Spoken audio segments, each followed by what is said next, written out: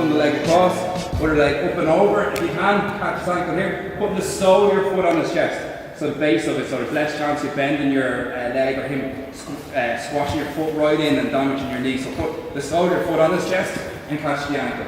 Push and pull your foot over to the far hip. I'll give you another angle on this now. Pull your hip from the outside to the inside. You can go for a deadlift heel hook and swap the grip. Ideally, if your arms are long enough, you can keep holding onto his ankle with both hands at the same time as you swap. Mine, unfortunately, aren't that long. So if you go the same, leg drag again.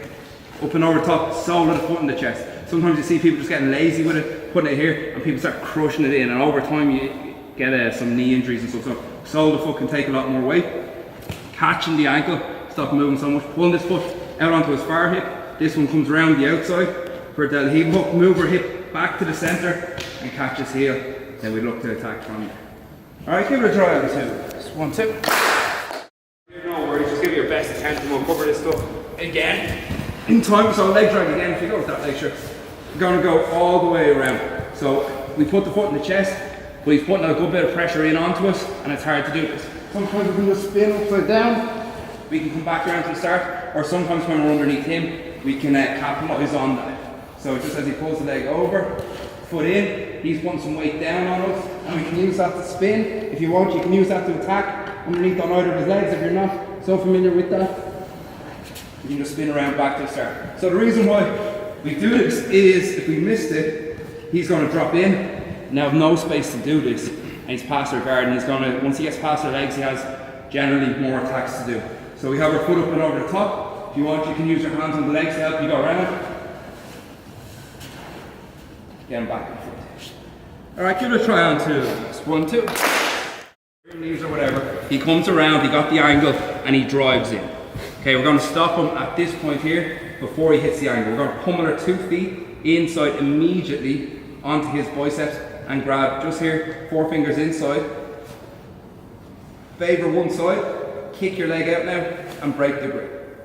And then from there, we can go into a number of different guards, but for now we can just throw this top foot in, over into the lasso like we're doing, pose behind his back, pull him in and keep this hand in as much as you can and your elbow in. Now we have control on both sides of his body. If he tries to run around to the side of us, he just brings us with him. You gotta get in there, sure.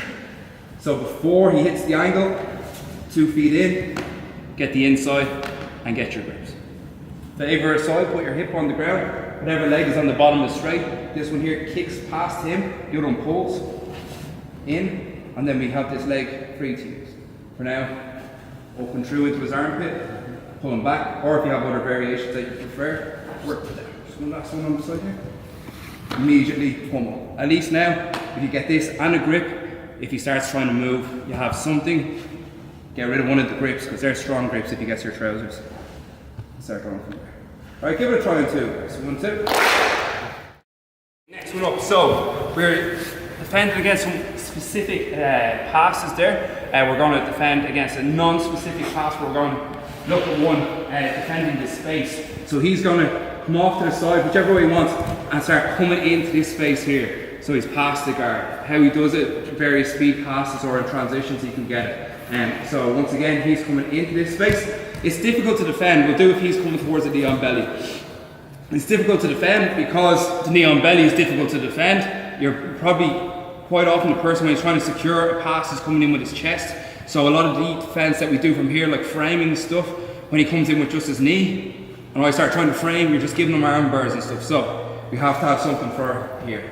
So as he goes, going to come around here, pivot and throw our legs. Coming up like you're going to do a knee bar, so my hip is trying to get up over his knee, so that's the knee.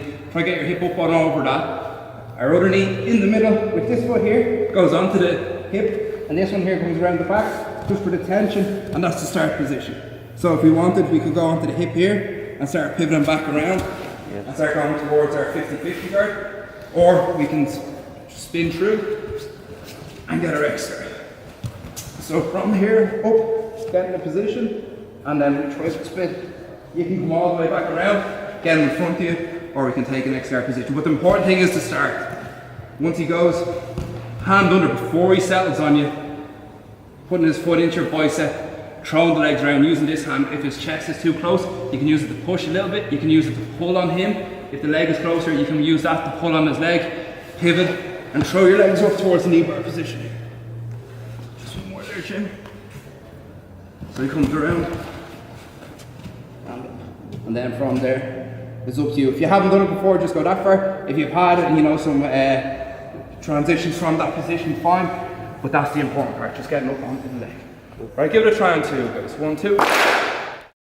So again, defend the space. We're going to do, if he starts on his knees, now normally he doesn't have to start on his knees to get this similar scenario.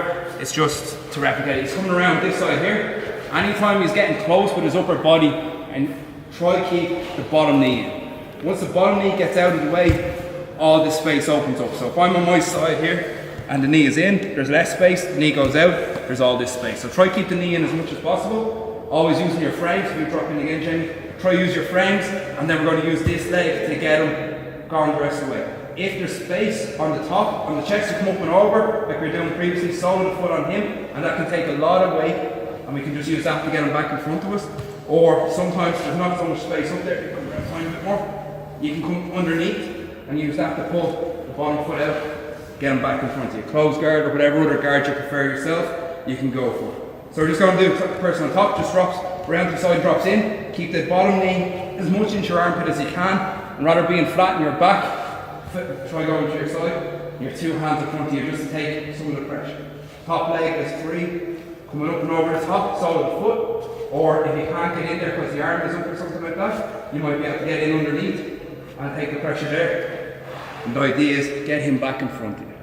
Okay? Same with all these passes. If you can inspire and if you can grip up with him in the first place and dominate the grips, you won't have to defend as many guard passes. But this is just what if. What if he does get around to this side?